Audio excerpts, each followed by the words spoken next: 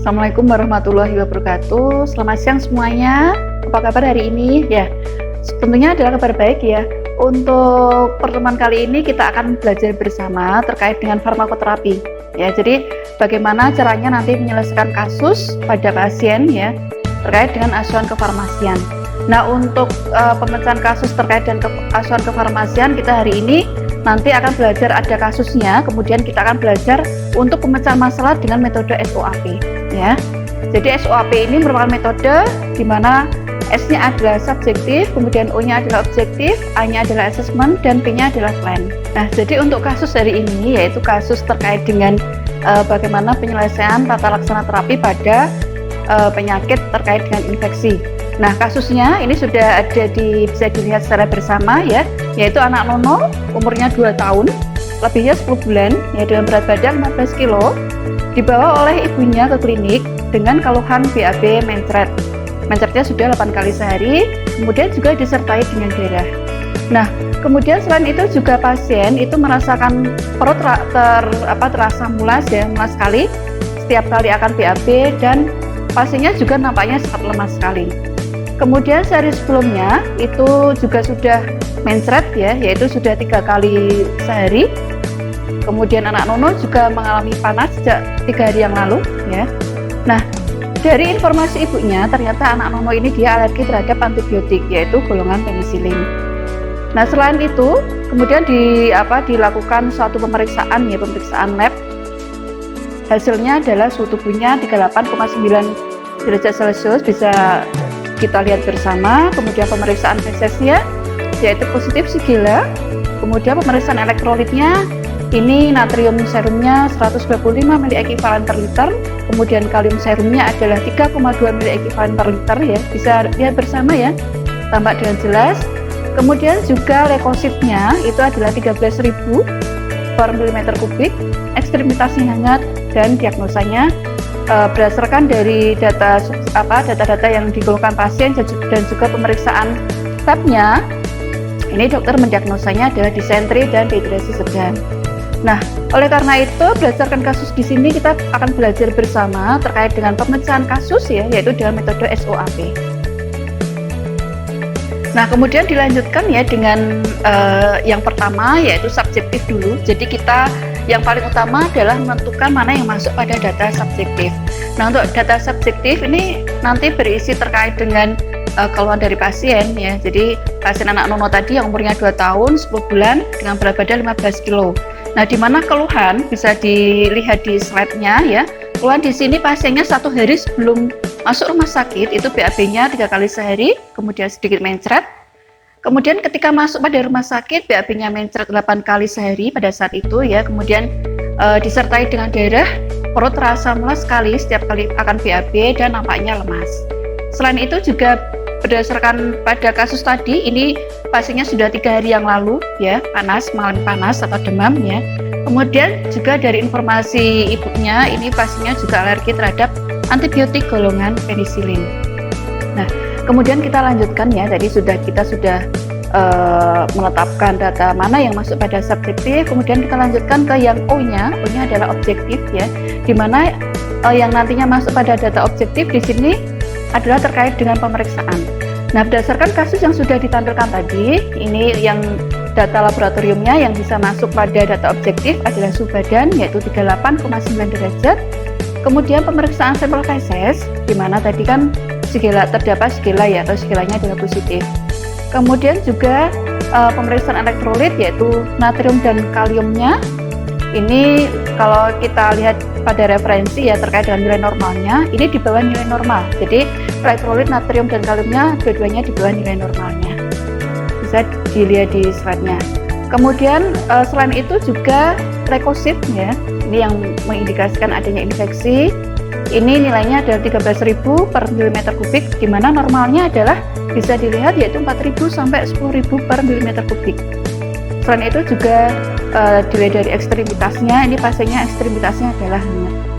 Nah, kemudian kita lanjutkan ya, tadi kita sudah bisa menetapkan data mana yang masuk pada subjektif, kemudian data mana yang dapat masuk pada data objektif. Nah, setelah itu berdasarkan data subjektif dan objektif, maka kita bisa untuk menetapkan asesmennya.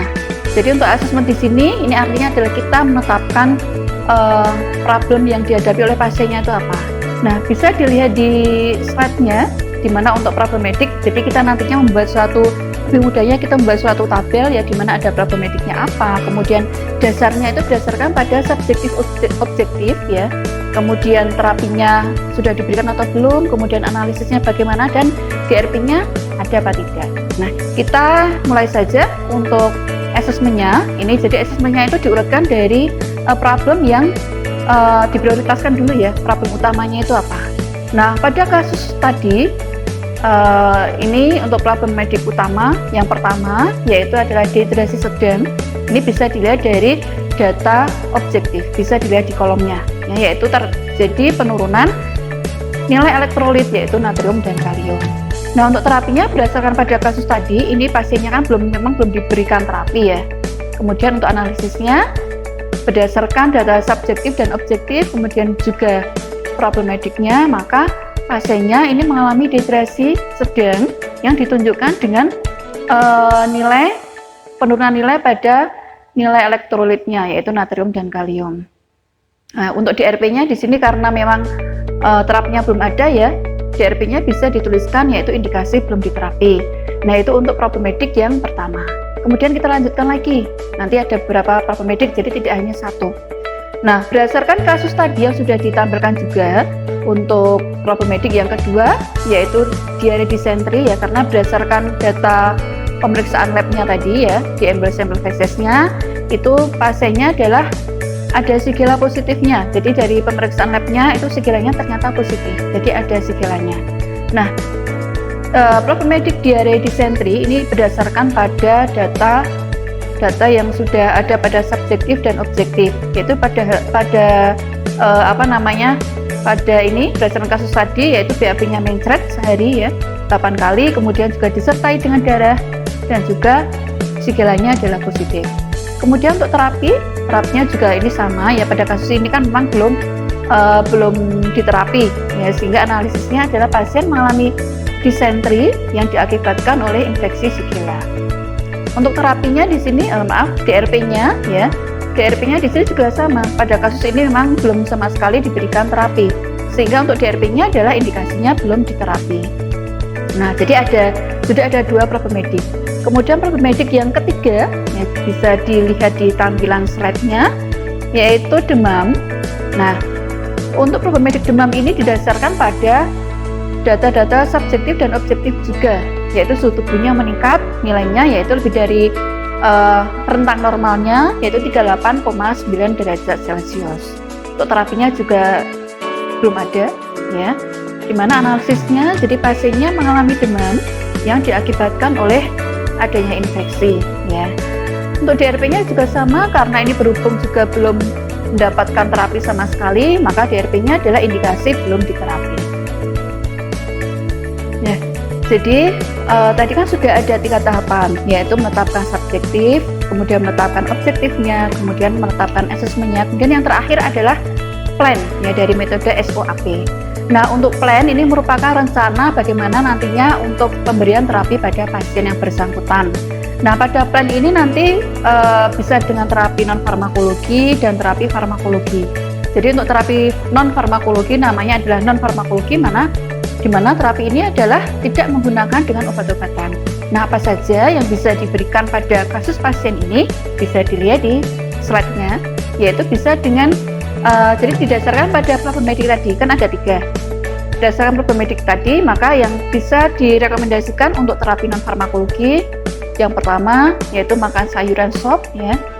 Karena apa? Karena sop di sini utamanya adalah mengandung gula dan garam ya, karena memang tadi kan ada dehidrasi ya pada pasiennya ini.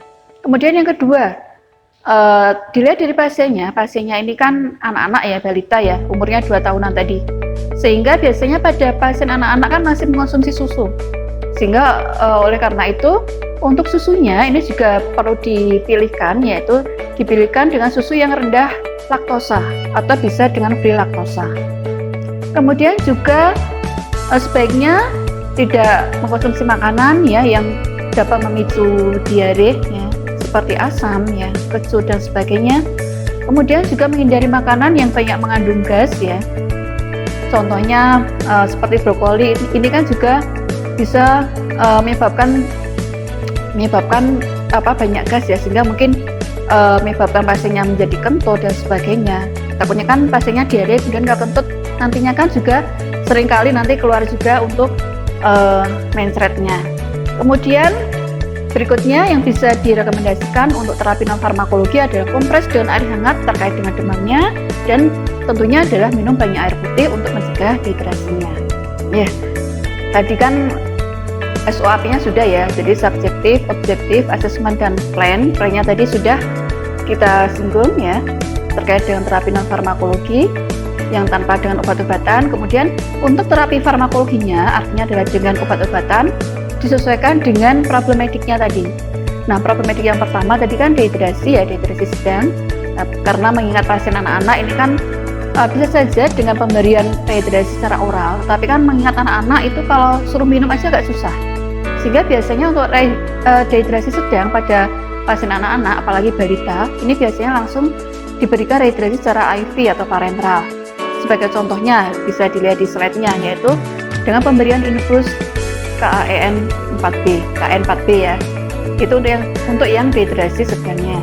Kemudian problematik berikutnya yaitu tadi kan diare disentri ya, penyebabnya adalah Shigella. Nah, berdasarkan referensi, seperti tadi kan juga di kasusnya ternyata dari info dari ibunya tadi kan pasiennya juga mengalami alergi penisilin ya, sehingga mungkin tidak bisa direkomendasikan dengan penisilin. Nah, untuk kasus ini yang bisa direkomendasikan nanti bisa dibaca-baca ya, terkait dengan guideline atau panduan seperti Dipiro ya.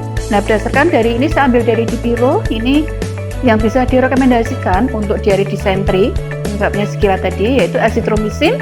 Dosisnya adalah bisa dilihat ya, jadi 10 mg per kilogram berat badan per hari secara oral ya. Diberikannya adalah sehari sekali dengan lama waktu atau durasinya adalah 3 hari.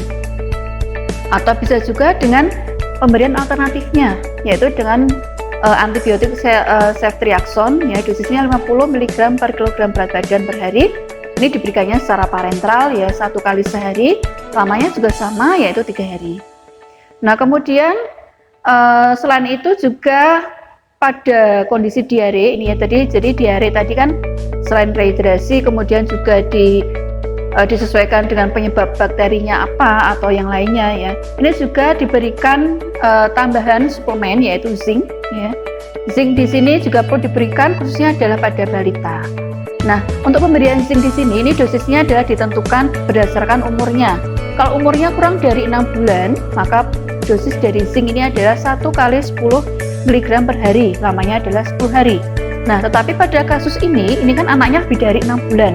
Sehingga dosisnya ini juga berbeda dengan yang kurang dari 6 bulan, yaitu 1 kali 20 mg per hari, lamanya juga 10 hari. Nah, sebagai tambahan aja, zinc di sini ya, selain suplemen, kemudian dia juga dapat, zinc ini juga dapat meningkatkan sistem imun ya, kemudian juga dapat memperpendek durasi dari diare ya.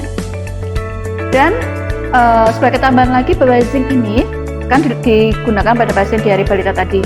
Walaupun diarenya itu sudah mampet ya, sudah berhenti, misalnya 3 hari 4 hari diarenya sudah berhenti, sudah nggak mencret lagi, ini wajib diberikan sampai dengan durasi 10 hari ya. Nah, itu untuk pemberian zinc. Nah, yang terakhir yaitu terkait dengan problematik yang ketiga tadi kan demam pasiennya. Nah, pada kasus ini yang bisa direkomendasikan misalnya dengan pemberian antipiretik, yaitu diberikannya yang memang paling aman untuk anak-anak ya. Di sini balita yaitu paracetamol. Dosisnya adalah 10 sampai 15 mg per kilogram berat badan per hari ya. Bisa diberikan 6 sampai 8 jam atau disesuaikan dengan kondisi klinis pasiennya. Baiklah, kita tadi sudah belajar bersama ya terkait dengan bagaimana cara menyelesaikan kasus farmakoterapi dan metode SOAP. Semoga dapat memberikan manfaat bagi kita semua. Ya, sekian dan terima kasih. Bisa nanti kita berjumpa di lain waktu. Tetap semangat dalam belajar.